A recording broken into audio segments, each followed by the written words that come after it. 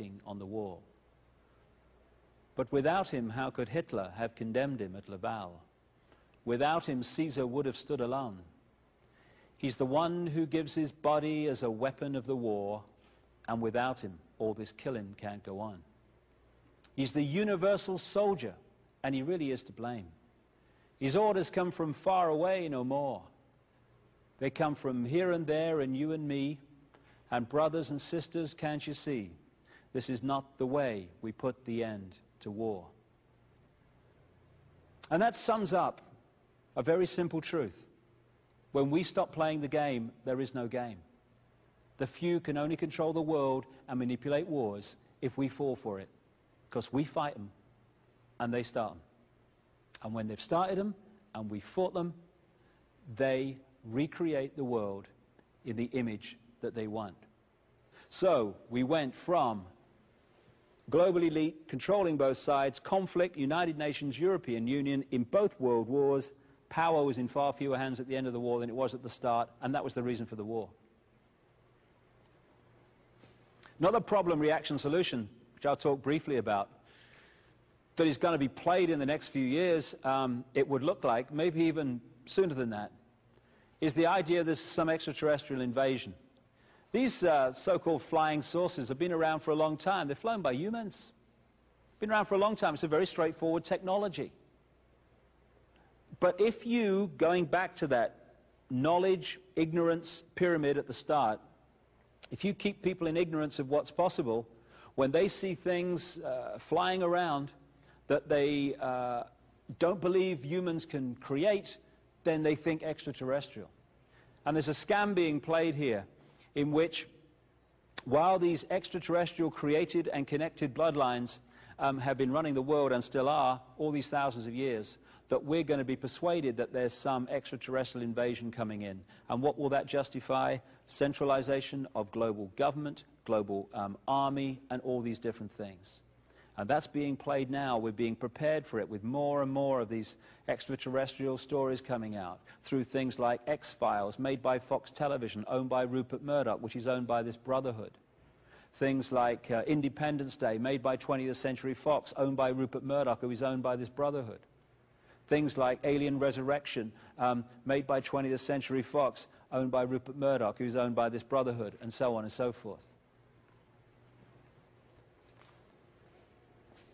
So problem, reaction, solution happens on many, many levels. And if we keep reacting, something must be done. Oh my goodness me, save me. This will just go on. We have to ask, I would suggest, a very simple question when these things happen. Who benefits? Who benefits from me believing what I'm being asked to believe about this event? And if who benefits, and invariably it does, anyone who wants to centralize power in the world, we should do a lot of thinking before we jump in and say, do it, anything, to change the situation we're in. Alongside problem, reaction, solution is another technique. I call it the stepping stones technique.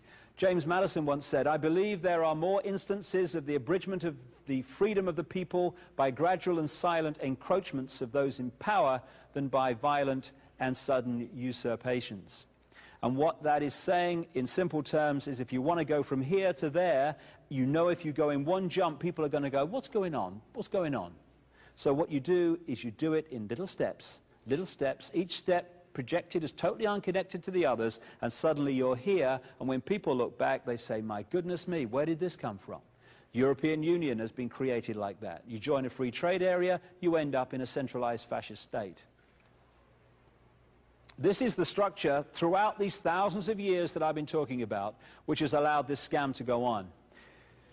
You have the elite, the brotherhood elite, because, you know, even when the Freemasons and these secret societies, the vast majority of them haven't got a clue this is going on. They'll be as surprised at this as anybody.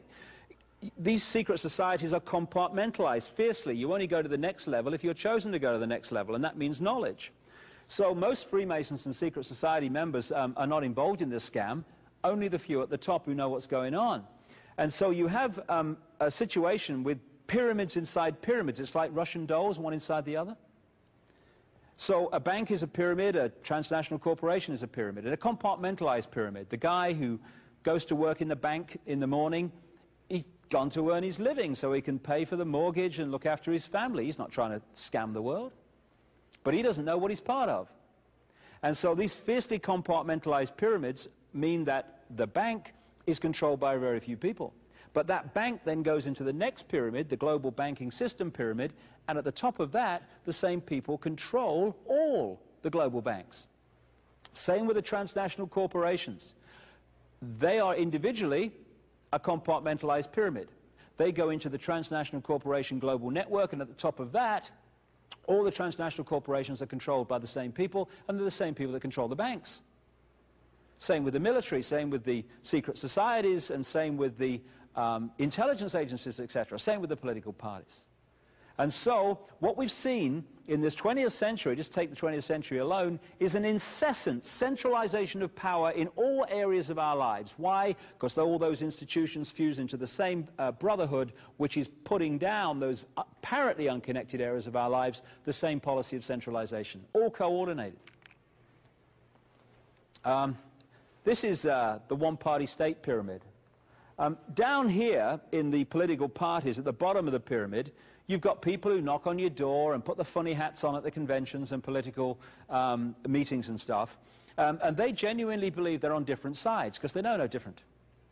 But as you go up these pyramids to the point that I'm talking about, to this brotherhood, these political parties that appear to be different in public fuse into the same leadership. So the people that supply or dictate who's going to run for president in the Democrats in America are the same people that dictate who's going to run for the Republicans. Same all over the world. It's one-party states, but we have to believe we have multi-party states and freedom and choice, otherwise we might rebel against not being free. We've got to be persuaded we are.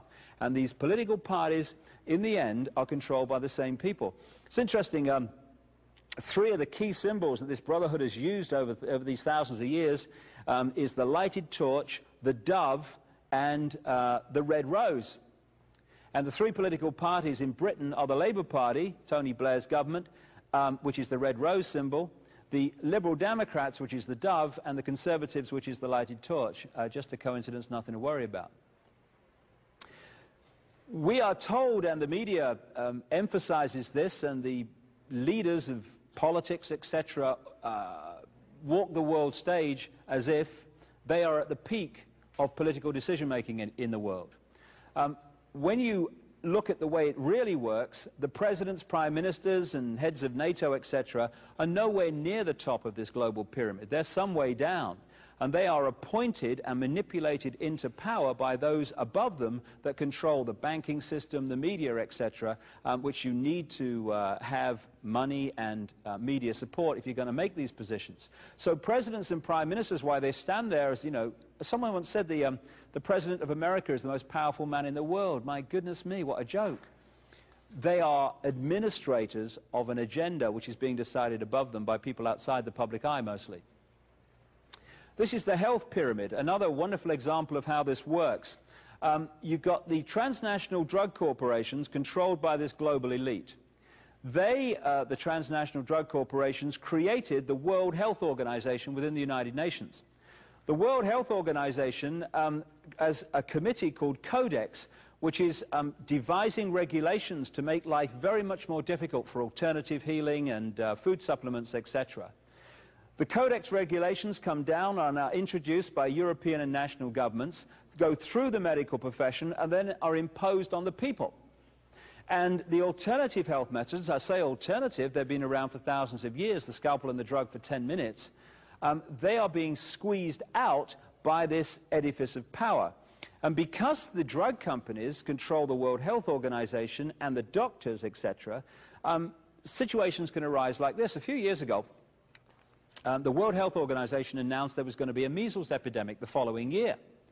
And in Britain, the government spent taxpayers' money to produce very fear-based advertisements, black and white, with a big ominous voice saying, by the end of this year, one of these children on the picture will have died from measles. Oh my goodness, fear, the manipulation of fear again. As a result of that, there was a 99.99999% take-up all over Britain of that measles vaccine.